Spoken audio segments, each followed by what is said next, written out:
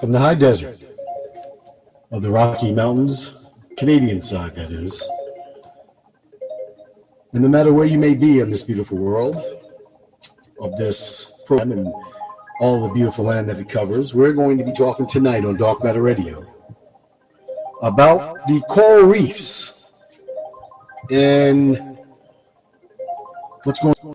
His name, Jordan Vaturi from Israel. And he's been following quite some time. And it's very important for us to understand that this is going to be something that you really need to pay attention to in terms of your environment, in terms of how you're living, in terms of how you're thinking about everyday life, about how the sun is treating you, about how your environment, the water that you're drinking, the land that you're living on, the oceans upon which give us the very life that we depend on. We're going to find out tonight that more than 90% of the world's coral reefs will die by 2050.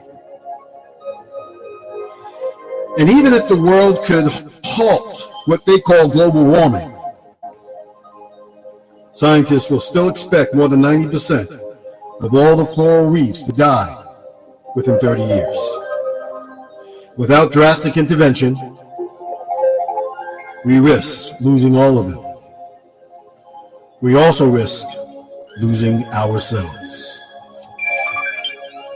So what I want to do is tell you how this is all going to be tying in. Tying into the carbon-12, carbon-7 transformation. Tying into who you are as beings of people on this earth. Even tying into the law of attraction. We're going to be diving deep into the universal, infinite universe of our oceans, of our minds, tonight on Dark Matter Radio with your host, Ronnie McLean. And right now, what I want to do is introduce to you our in-house guest, Jordan Vaturi. I want you, how you doing there today? Doing pretty good. How's it going, guys? Pretty good. All right. Well, welcome to the show. Glad to have you here. And, this is a very, very important show. So tell me a little bit about yourself. I don't have much of a dossier on you. So tell me a little bit about yourself, where you're from, and how you got to this point. All right. My name is Jordan. I'm originally from the U.S. My family moved to Israel around when I was 5 years old. I grew up in Israel. Most amazing place I've been my whole life. And then I moved back to America. And about the coral reefs in Israel, there's one of the world's biggest reefs. And I came to America hoping I'll see and experience the same thing I experienced in Israel. And I figured out most of the coral reefs in America are dying off. And coral reefs are a thing we need to live in. We need to live with. We cannot live without coral reefs, and people don't understand it. So tonight I want to get more into that. So you're originally from you were born in the United States. Yep. And you lived in Israel for how long? Around 10 years. 10 years? Wow. And do they have a coral reef there in Israel? Yep. They have a coral reef in Israel. It's actually one of the biggest coral reefs in the world. Wow. So is this one of the reasons why you got yourself involved in it? Yep. I really enjoy looking at the coral reefs, and I can actually name around six of the largest coral reefs that we have now on planet Earth. One of them is the Great Barrier Reef, and the second biggest one is actually the Red Sea, the coral reef in Israel. The third is Mesoamerican Barrier Reef in the Atlantic Ocean. The fourth one is Florida Reef, And the fifth one is Andrews Coral Reef in the Bahamas. Now, these are the largest coral reefs that we have in the world, aren't they? Yep. And now they're saying that the Great Barrier Reef in Australia is pretty much all gone. What's going on with that? Do you know? Yep. It's just getting all bleached. It's all type of things that humans use on a daily basis. All kinds of sprays for gardens and stuff like that. It goes straight into the ocean and bleaches all the coral reefs in that area. Now, the bleaching is caused by warmer temperatures that can result in coral bleaching. Is that part of that? Yep. That's a big part. What they call global warming now. Mm-hmm. That's a big part of bleaching. And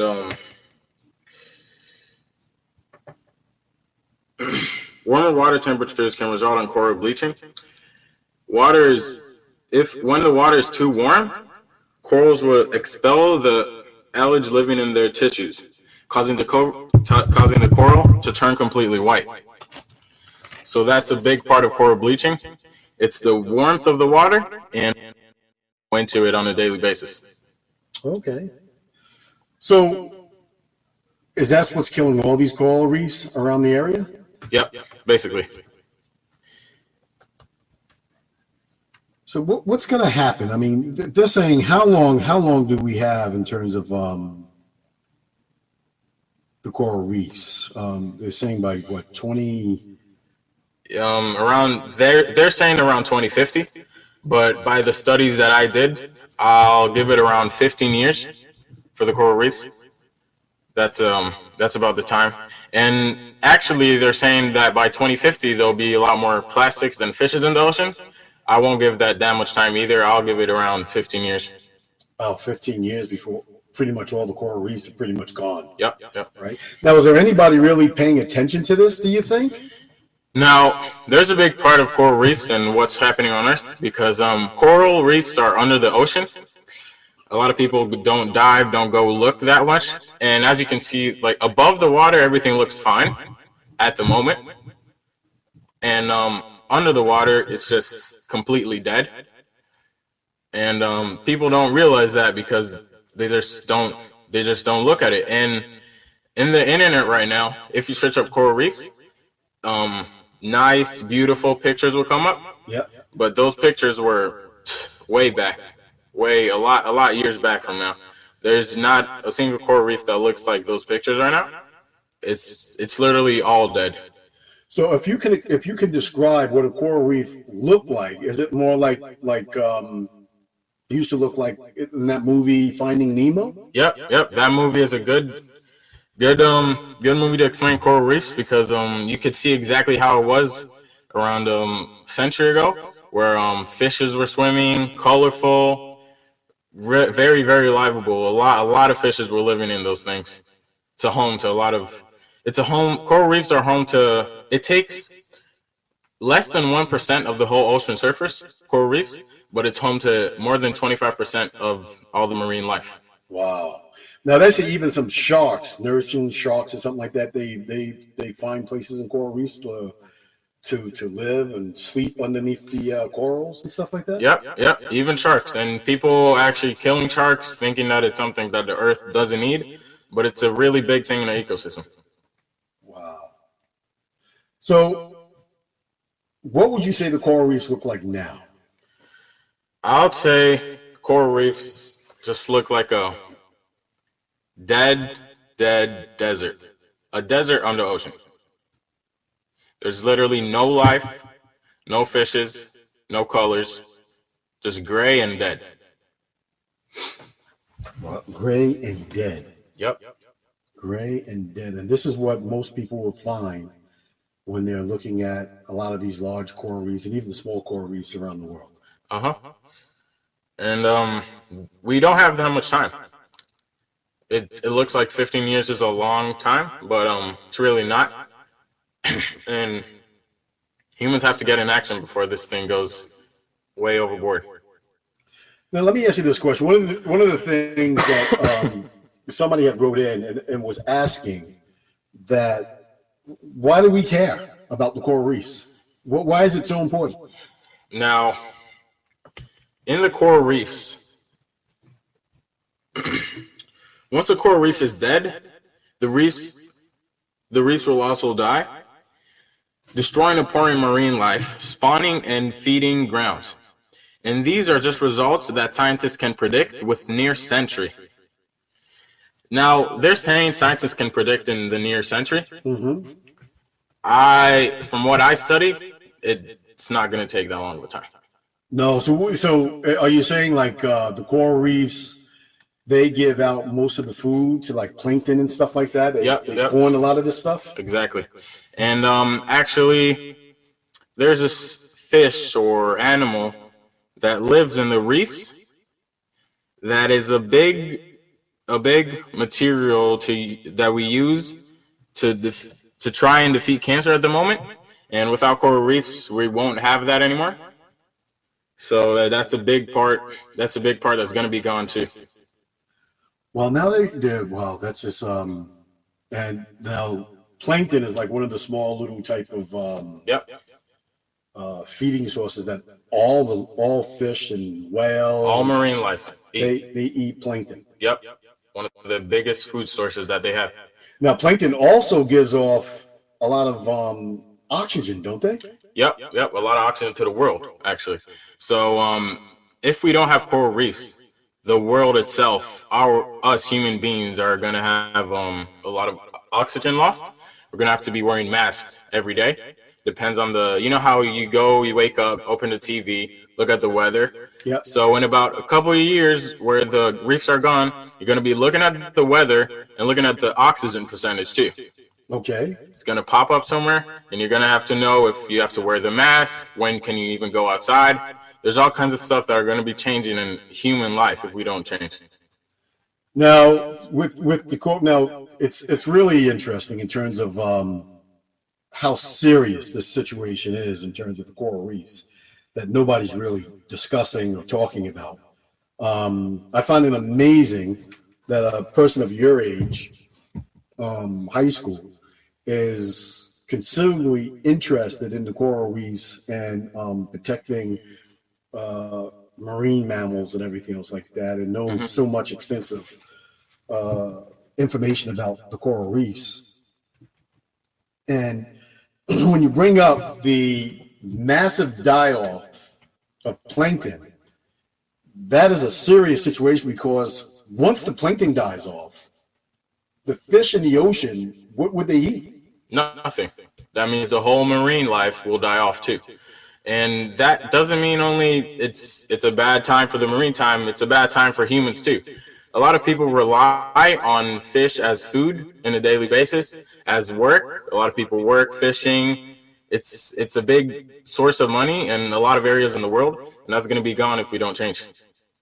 So the whole ecosystem of the world is right now being completely threatened because of the deaths and the dyings of the coral reef and a lot of the things that so-called humanity has been doing to the oceans. Yep. Just really think about it. As soon as the coral reefs die, marine life will die after a couple of years, and that's it. All the business that they made off of fishes, anything, aquariums, from aquariums to food to really anything around the world that makes money off of fishes will be gone. So, and even if the fish in the ocean die, that means the ocean is no longer producing oxygen, and then the oxygen on Earth will get lower percentage, much lower percentage. Yep. Right. And as they cut down all the trees over there in Brazil, and I believe it's just not too long ago, they reported that the Canadian wilderness has produced oxygen for the first time in excess in the last, 10 years. But if the oceans do not produce oxygen, then we here on land are in deep trouble. Exactly. That's what you're saying. Yep. I'm talking about oxygen masks to everyone, every day, all day. So what? So are the dolphins? So the dolphins, they're a threatened species. Yep. Marine life, anything that lives in the ocean. Now, I wanted to get into this a little bit about this bleaching. because one of the things that I do talk about here on Dark Matter Radio is and this is for a lot of the people who follow the show and who are beginning to have an understanding of the transitioning that we're going through in this so-called Earth, in this time frame that we're in, and that's the carbon-12, carbon-7 transition.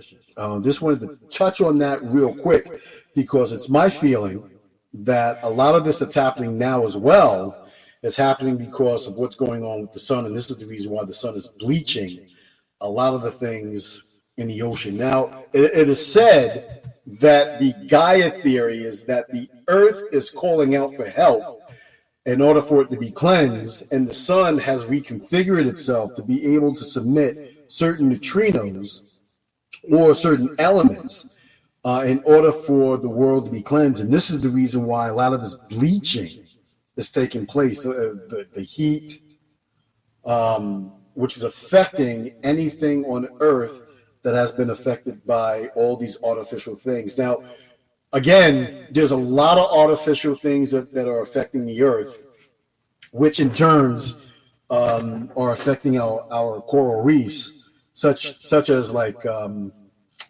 did you hear anything about the like the carp, a lot of the fish that are GMOs and stuff like that getting into the oceans? Is that having an effect? Do you know anything about that? What do you mean by GMOs?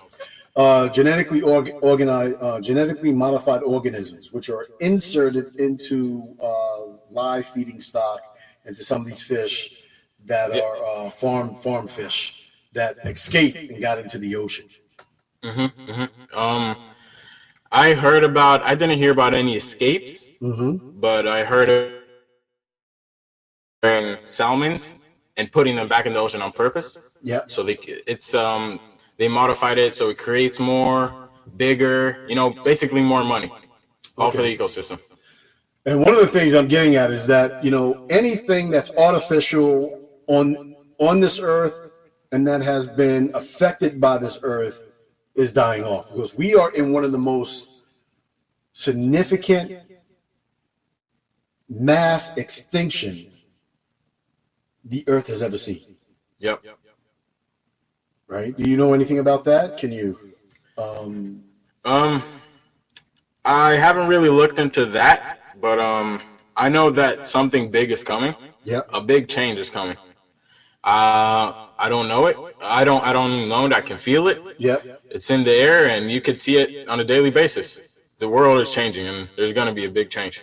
Big change, and as we see now, it is really changing, because the more than 90% of the coral reefs have been affected by the bleaching of the sun, Exactly. by the pollution in the oceans, and by the way that so-called humanity has been caring for this Earth. Could you talk a little bit more about the pollution in the ocean? Now, a big percentage, I can't tell it to you by number right now, but a really, really big percentage of the pollution on Earth ends up in the ocean. And that means anything you do, throw a plastic cup, throw a bag, whatever you do that you throw on the floor, probably would end up in the ocean. And these are things that regular, normal people that live their daily life don't know about. Could be the rich or the poor. If you throw something on the ground, it most likely will end up in the ocean.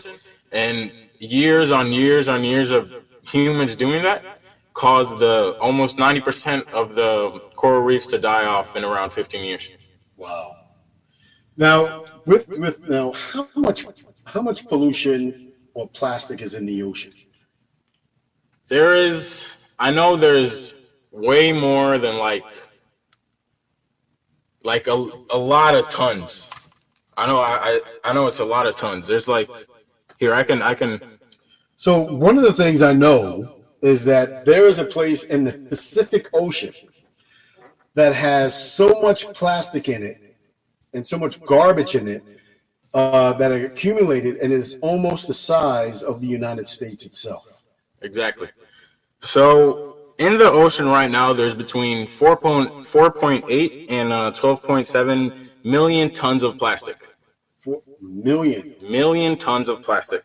Yep, enter the ocean each year. According to figures published in the journal Science in 2015, plastic can enter the ocean as large, identifiable items or microscopic pieces under 5 millimeters in length.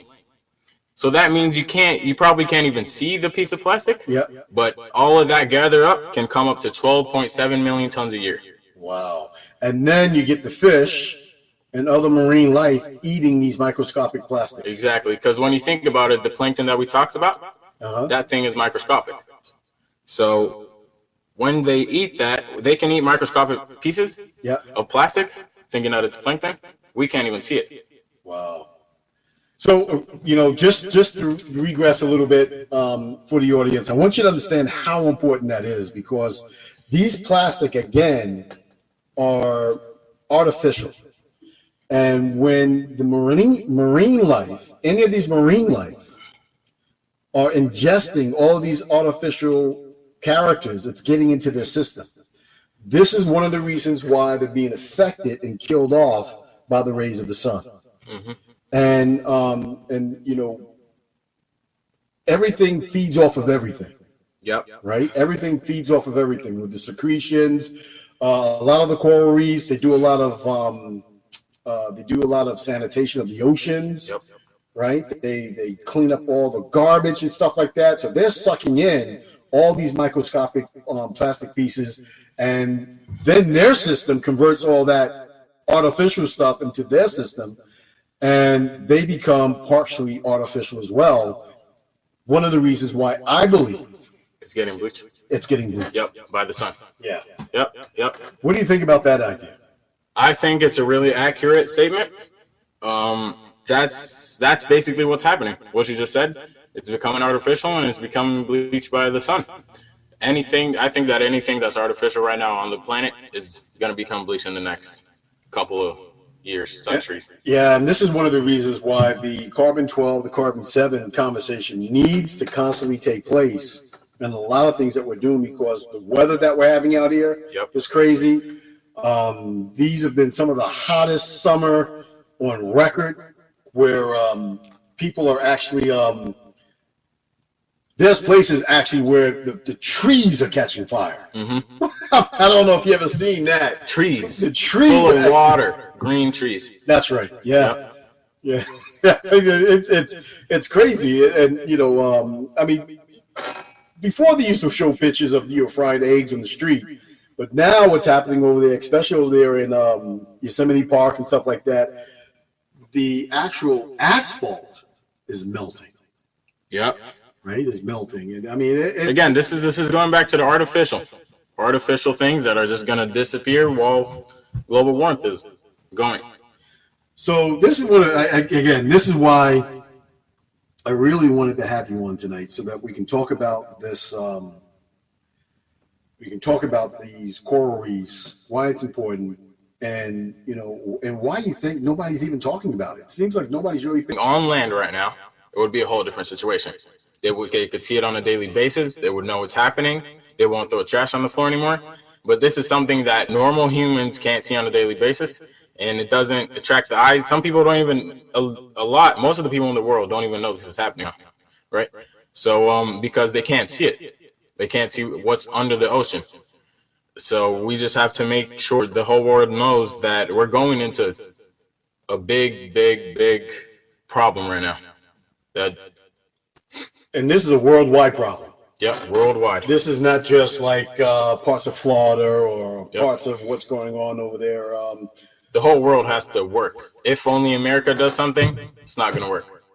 This is coral reefs around the ocean, water, 80% of the world.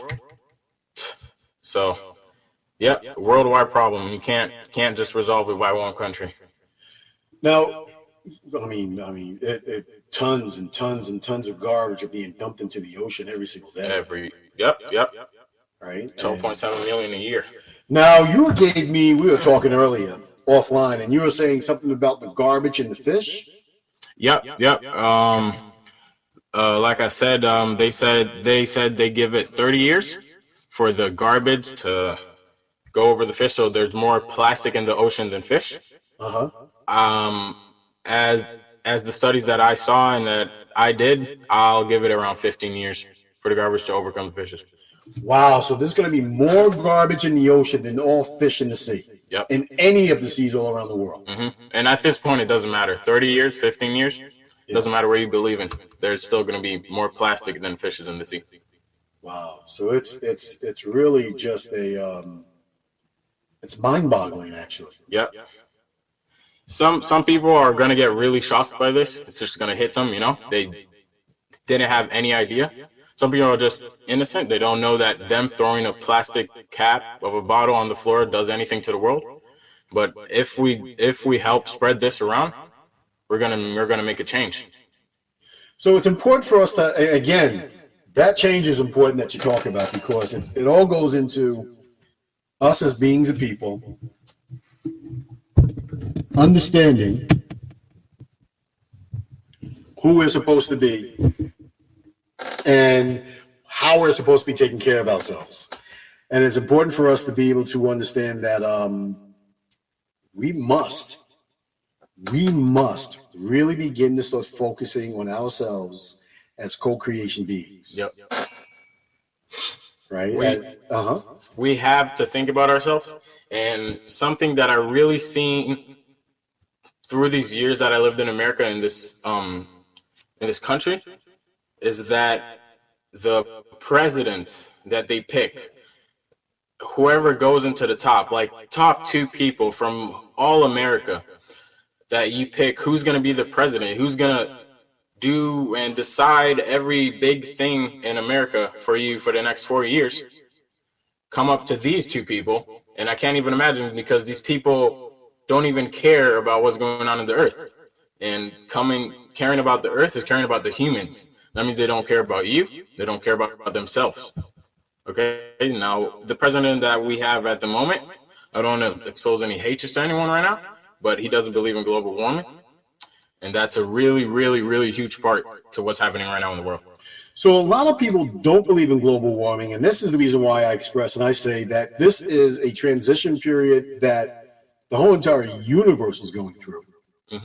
And the warming is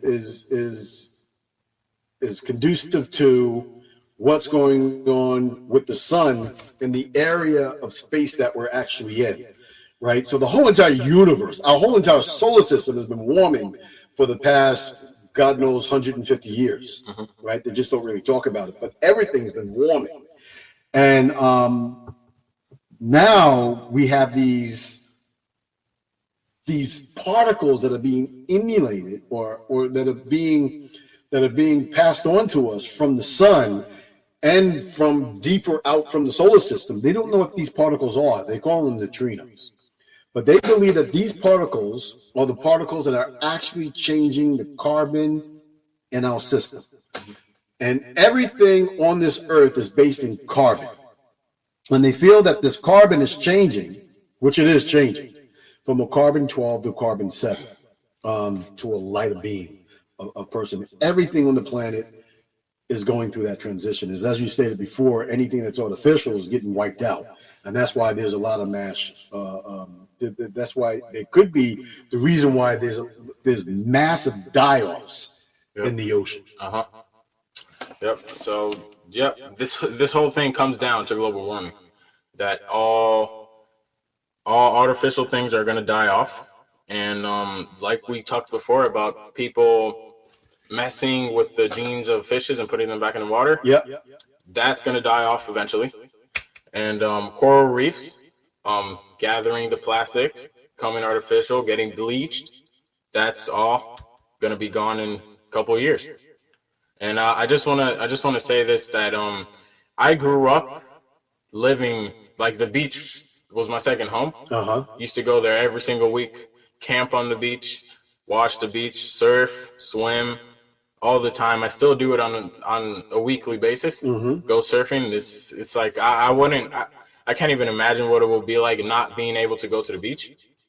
And I know that whoever is watching this and feels the same like me and grew up in the beach, and I know that he feels something right now when he feels that he wants to change. And I want to say that it's not impossible. All we got to do is just keep believing, and there is hope. Yeah. We can still change it. And just don't give up. And I want to shout out to the person that told me this whole thing. I don't want to say any names because I'm not sure if they want me to, but shout out to you. You're a really special person. Keep working hard. And yeah. Well, I appreciate that. As we're coming to the end, what are some of the things that people can do to help stem the tide of all this coral reef dying? What are the what? What are some of the things that people can do? What are some of the things? Just things that you do on a daily basis change. As throwing things away, carrying a bag with you, help the society, go clean up somewhere, anything really. So, but if you really, really want to make a change and want to really do something, is of course spread the message. Anything you can do, spread it anywhere. Instagram, YouTube, Snapchat, anything you can do. Hashtag save the reefs, hashtag save the corals, really anything. And if there's this thing that people do where they take a reef, they put this sticky thing on it that's good for the ocean. Actually, they put it on a coral that's dying off. Yeah. And by that, it grows and becomes alive. So if you want to go ahead, go to the beach, do that. That'll be amazing. And yep. Hope you enjoyed.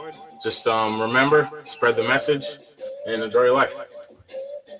Well, I really do appreciate it. As we're coming to the end of the show, it is very important for all of us to understand that we are in a very serious transition period, and it is really important for us to begin to start thinking about co-creation amongst one another, and being able to get deep down inside of our universal consciousness in order for us to understand what we're doing, not only to this world, but what we're doing to ourselves.